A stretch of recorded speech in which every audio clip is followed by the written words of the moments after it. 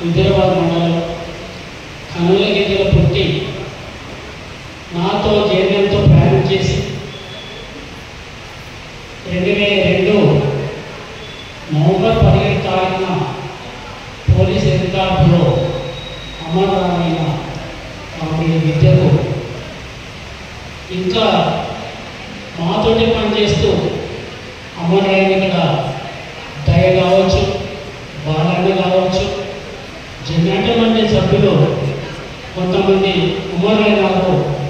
వాళ్ళందరికీ శ్రద్ధాంజలి అర్పిస్తూ నేను 2 మాటలు మీ ముందు ఉంచదలుచుకున్నాను. ముందు ఇక్కడ యాత్ర ప్రజలకు, ప్రధానంగా మా కుటుంబం వాళ్ళకు, మా కుటుంబం వాళ్ళైతే కళ్ళలో పెట్టుకొని ఎప్పుడు శవం వస్తుందా అనే దాంట్లో వాళ్ళు బ్రతకారు. ఒక టెన్షన్ జీవితం వాళ్ళు బ్రతకారు.